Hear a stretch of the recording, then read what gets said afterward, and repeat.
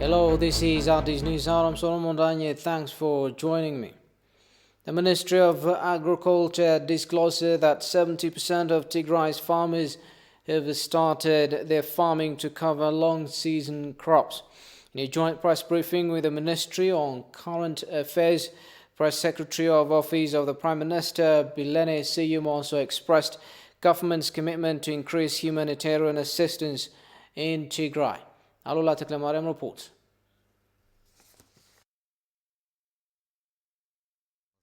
Press Secretary of the Prime Minister's Office, Bilene Seyum, said Ethiopian government remains committed to address humanitarian and security issues in the Tigray region. She also refutes the disinformation circulated in the social media, claiming the use of white phosphorus during the operation in Tigray. The government of Ethiopia, World Food Programme, World Vision, Care International, Food for the Hungry, and a local NGO, REST, remain as the key providers of food assistance thus far. Other humanitarian actors willing to support are encouraged to augment current efforts underway in support of our people within the Tigray region. Related to the Tigray region, we've covered this before, but I would like again to bring to your attention aspects of disinformation that are still materializing. This continuation of fake news, disinformation, and data distortions are still at play whereas it pertains to the Tigray region. So support for our people of Tigray entails accurate data-driven information and not alarmist polemics, as the government remains front and center in the rehabilitation and rebuilding of lives and livelihoods in the Tigray region. I'd like to draw your attention to the screen on my left-hand side to give you a taste of some of the fake news that is being circulated. As you can see in the images being screened, some of the fake news that is being circulated widely, claiming chemical or weapon attacks. Speaking on the occasion, State Minister of Agriculture Sami Reddy to his part said the ministry alongside the interim administration of Tigray has been undertaking all the necessary support to help the farmers conduct their farming. The Ministry of Agriculture, in collaboration with Tigray, the interim government, Bureau of Agriculture and Natural Resource, Cooperative Union, and the local and international partners, working to restore and strengthen organizational structure of agriculture sector and also restart basic exchange service and input supply service for the year 2021 cropping season. Under the guidance of the management of the ministry, the team of experts are assigned and deployed to support the region. Accordingly, by allocating 10 million per office furniture and equipment purchased and handed over to the region, 3 vehicles and expertise awareness creation and motivational training were given. Additional supports and trainings are undergoing based on agro calendar in collaboration with all stakeholders. The state minister further underlined that 70% of Tigray's farmers have started their farming to cover long season crops. According to our information, agricultural development experts are started providing farm-to-farm exchange service in 46 waradas. Current information indicates that 70% of the farmers have started their farming to cover long season crops like sorghum and maize. To supply inorganic fertilizer, the interim regional state allocate 1.8 billion to purchase and transport 800,000 quintal of inorganic fertilizer. Among those, 322,864 quintal, both NPS and urea, are transported from Port Djibouti to Mekelle warehouse. In addition to that, we have 214,864 quintal carry-over fertilizer. In total, we have 537,228, which is 67% of the annual plan already made available in Central Warehouse, Mekelle. According to the state minister, 46 waradas of Tigray region are in full access of agricultural support, and over 950,000 hectares of land is expected to be cultivated in the coming rainy season in the state. Ethiopia's economy has registered a robust growth in the concluding fiscal year amid COVID-19 setbacks and internal conflicts. Minister of Finance Ahmed Shide made the remark during his detailed presentation of the proposed 2014 fiscal year budget and the overall performance of the country's economy to the House of People's Representatives on Tuesday. The minister pointed out that a sharp increase in the price of commodities exacerbates the already soaring inflation in the country, posing chronic macroeconomic challenges. With more on this story. The Ethiopian Parliament is back into action after a brief recess to discuss the country's budget for the new fiscal year, which starts in 2 weeks' time. Presenting the detailed budget proposal for the next fiscal year and the overall performance of the country's economy in the concluding budget year, Minister of Finance Ahmed Shide said the economy remained resilient despite COVID-19 challenges and instabilities in the country that wreaked havoc. ምንም እንኳን የኮቪድ-19 ወረርሽኝ በተወሰኑ ዘርፎች ላይ ከፍተኛ ተጽዕኖ ያሳደረ ቢሆንም Though the impact of COVID-19 affected the performance of specific sectors, others registered remarkable growth, even better than what we expected at the outset. For instance, the export sector bounces back, remarkably beating the odds in the previous years. We secured more than $2 billion from export in the first 9 months alone, which shows a 21% increase from the same period last year. Our airlines did great with its remarkable new strategies, while many airlines around the world have been struggling to deal with the corona crisis. በተከተለው ውጤታማ የቢዝነስ ስትራቴጂ Though the economy did well coping with several natural and man-made challenges, the sharp increase in price of food and non-food items still exacerbates the already soaring inflation rate in the country. The inflation rate reached close to 20%, defying government's plan to keep it in single digit. እንዳይባባስ ማድረግ ተችሏል። ሆኖም ግን ችግሩን መፍታት አልተቻለም። We've tried to arrest the soaring inflation rate, but couldn't solve the problem entirely. We hope the homegrown economic reform that we have been working on will address the issue. It will deal with macroeconomic imbalances, of which the inflation rate is a major one, increasing productivity, managing the huge sum of money which will be injected into the economy different forms, and dealing with corrupt practices by modernizing the market system are critical to ease the problem. So the main solution is structural. ማሻሻል ጉዳይም በጣም አስፈላጊ ነው። እንዲሁም የንግድ ስርዓቱን የማዘመን ጉዳይ The minister projects that the new 2014 fiscal year will be far better.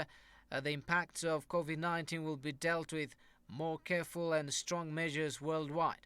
Ahmed said the 6th general election will be vital to form a strong and stable democratic government so that the economy will get a much wider room to function. The government proposed 561.7 billion birr for the new budget year, considering all sorts of economic undertakings.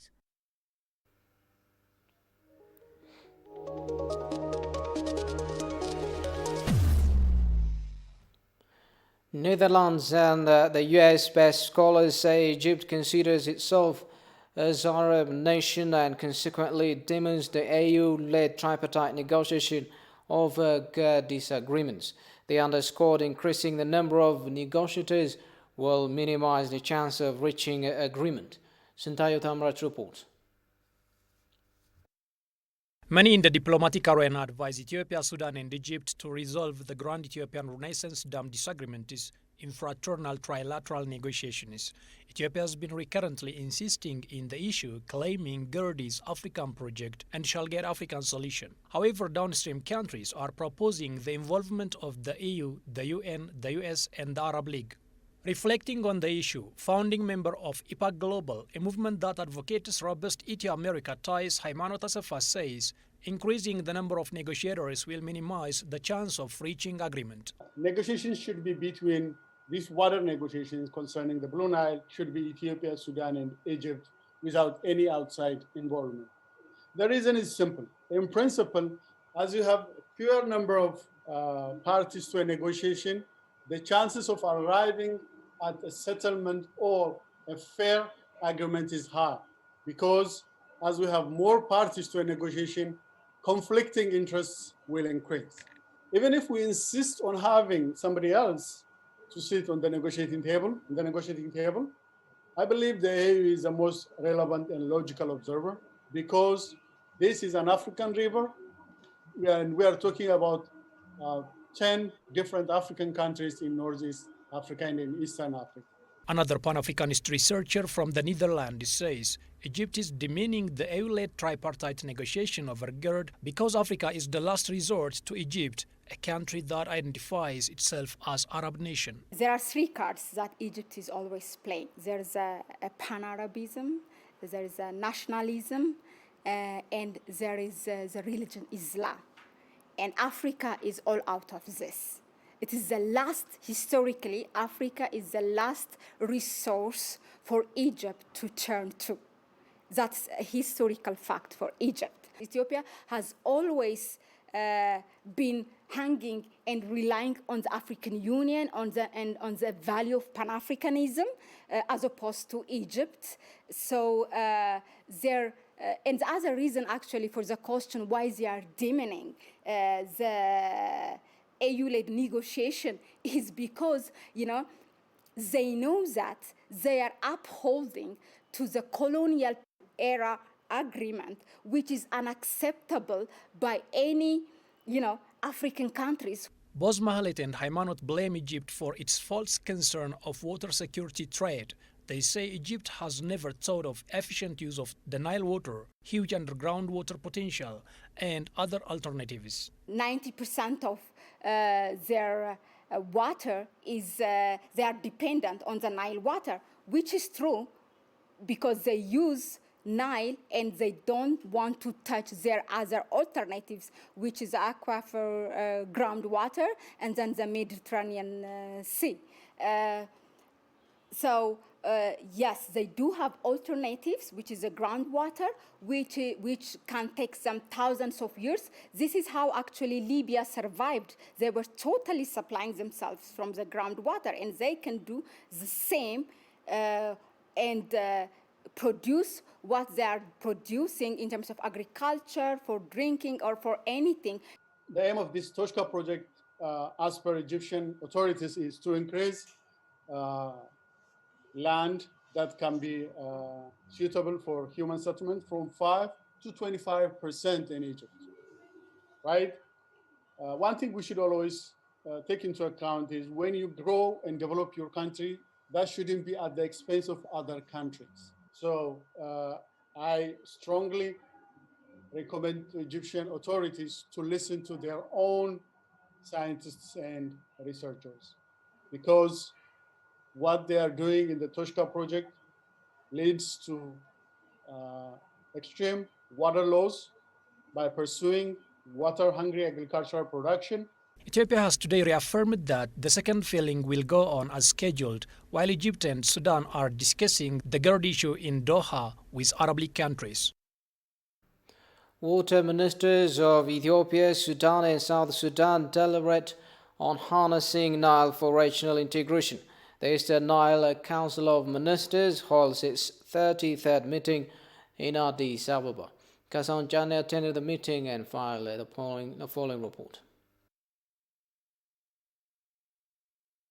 The 33rd meeting of the Eastern Nile Council of Ministers brought together representatives from Ethiopia, Sudan and the Republic of South Sudan. The meeting, which took place in Addis, was attended by Ministers of Water, Irrigation and Energy of Ethiopia, Sudan and South Sudan, as well as various institutions working on the Nile Basin. The ministers deliberated on addressing challenges such as adaptive management principles and cooperative arrangements to increase water use efficiency and productivity, minimize losses, allocate water wisely and judiciously. They also deliberated on the use of Nile as a vehicle for regional integration and promotion of socio-economic development through boosting the tourism sector. During the occasion, Ethiopian Minister of Water, Irrigation and Energy Bekele said, work is underway to protect the Nile environment by planting billions of seedlings in green development. He added that 6 billion seedlings will be planted this year, and of which 1 billion seedlings will be planted in neighboring countries.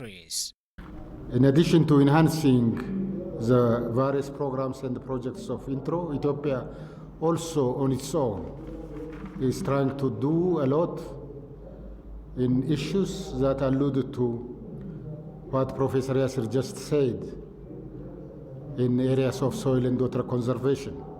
For example, 12 to 13 million people in Ethiopian highland work for 30 days in soil and water conservation. Ethiopia, since 3 years, has initiated Green Legacy Initiative, where so far in 2 years we have planted over 10.8 billion trees. This year we are going to plant additional 6 billion in Ethiopia and 1 billion with neighboring countries. We have allocated seedlings that could be brought to both Sudan and South Sudan. Sudan's Minister of Water, Irrigation and Energy, Manawa Peter, said peace and development in the East Nile Basin countries can be ensured only if joint development can be built.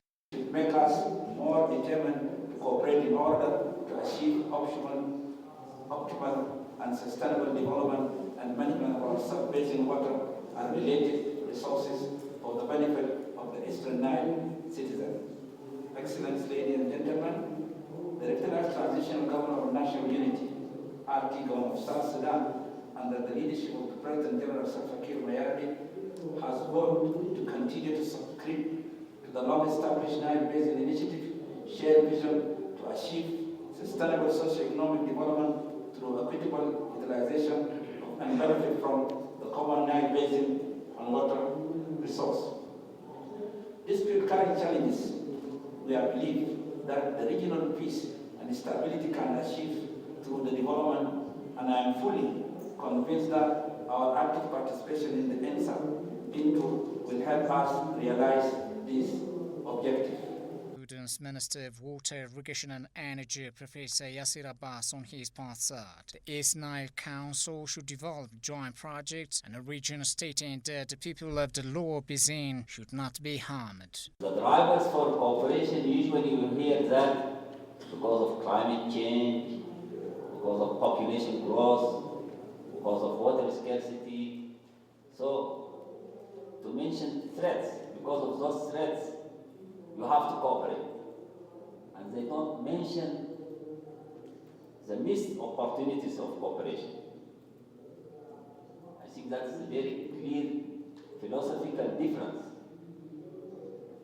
How much benefits we are here in the Nile, we missed because of non-cooperation. I think if we have that as our driver for cooperation, we can achieve investment projects on the ground very fast. Ministers also discussed the challenges posed by the COVID-19, including curtailed results, highlighting the admission of South Sudan renewed the three countries' commitment to cooperation. It was noted that also Egypt is a member of the East Nile Council, has not participated in the Nile Basin Initiative's 33rd meeting. Meanwhile, water ministers of Ethiopia, Sudan and South Sudan said that promoting a shared vision in the Nile Basin is important to develop the basin. Yasser Abbas of South Sudan emphasized the importance of joint projects to strengthen relations between the riparian countries and ensure mutual benefit. The solution of the problem is the right procedure. We are calling Egypt and Sudan and Ethiopia to solve the problem of the Nile, because we need the stability in the region. The region doesn't need anything at this time. The stability is the most important thing at this time. That's why we are calling Egypt to come back to the interest. So if there's anything, we can discuss it within the Eastern Nile Basin. Yasser Abbas of Sudan emphasized the importance of joint projects to strengthen relations between the riparian countries and ensure mutual benefit. The missed opportunities of cooperation is that when countries cooperate, they can bring out benefits for the people of the basin, and we will assess that during the day, is that how we can encourage the countries to cooperate for the benefit of the people of the basin. That was, in fact, our intention. We came from Sudan with open hearts, open minds, after the revolution of 2018, to openly cooperate with our neighbors, sisters, and brothers from Ethiopia, from South Sudan. Sudan, right from the beginning, supported the GERD because it is the right of Ethiopia to make use of water. And it is an obligation of Ethiopia to protect the people downstream. So our position for the last 10 years was the same. We supported the right of Ethiopia to generate hydropower, but at the same time to consider the people who are living downstream the dam.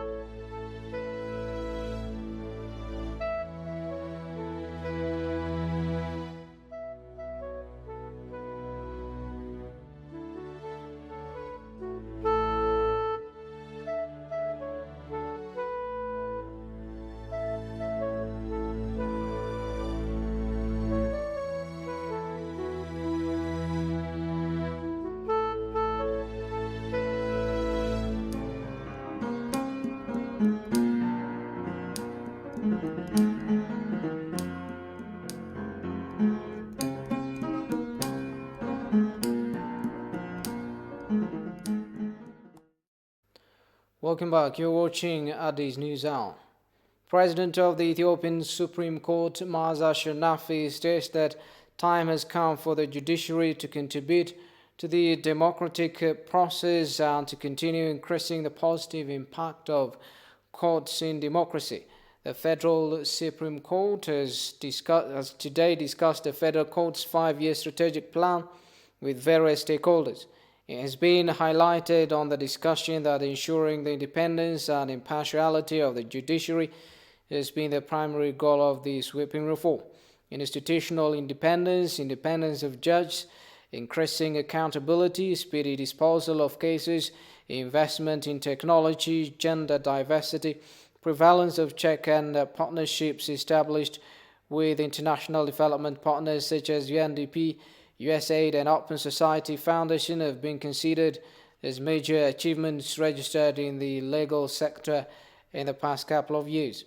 Challenges including prevalence of COVID-19 pandemic, historical mistrust, politicization, peace and security, among others, have been identified in the discussion as problems that must be addressed through concerted efforts in the future.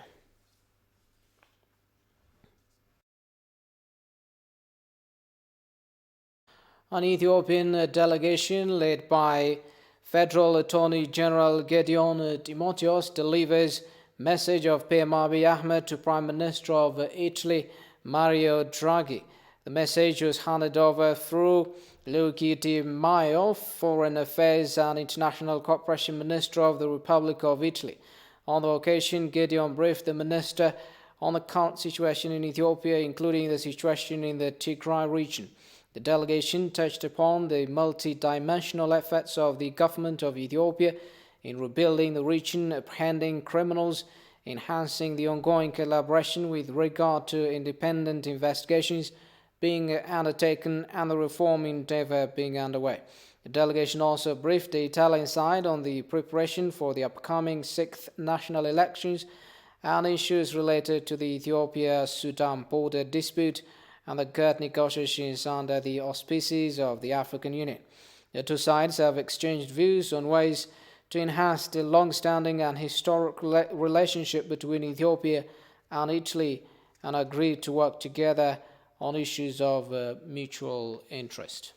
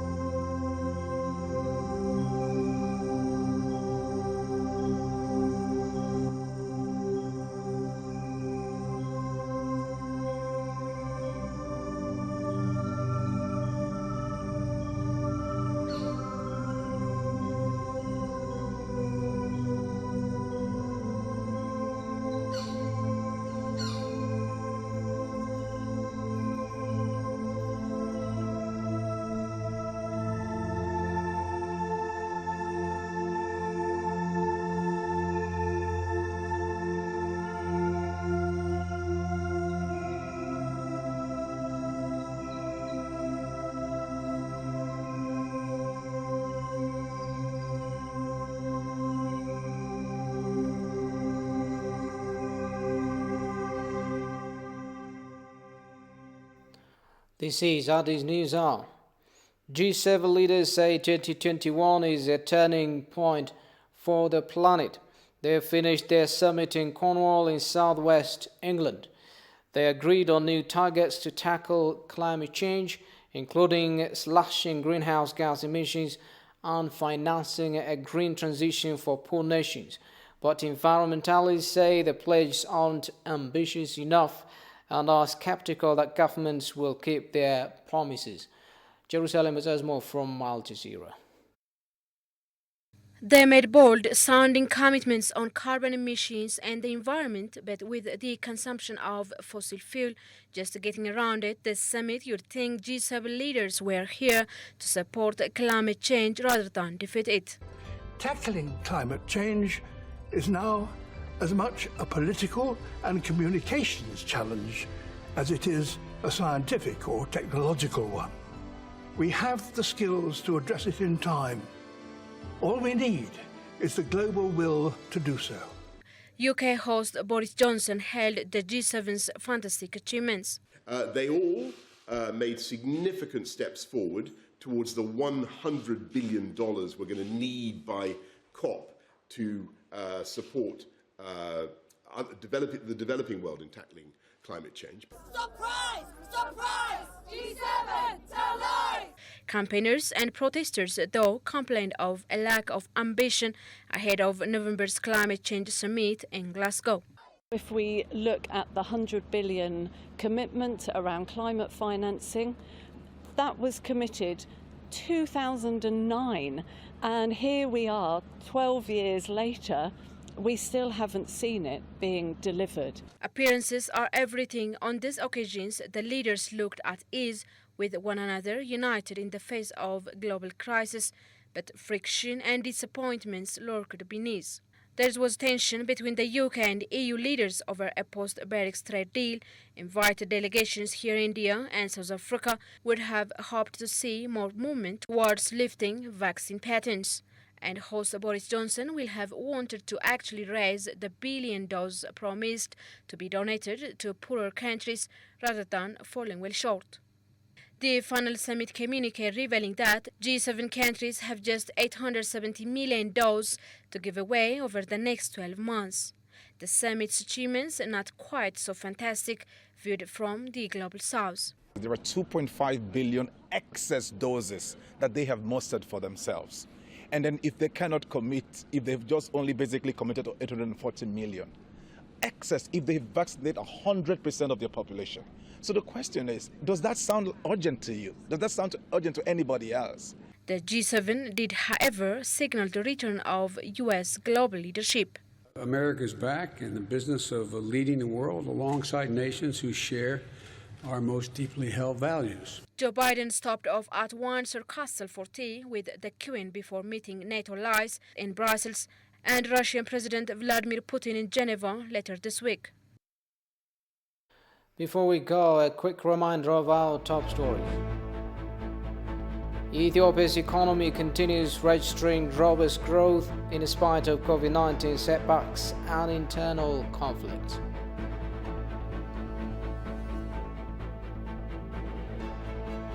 And water ministers of Ethiopia, Sudan and South Sudan deliberate on harnessing Nile for regional integration.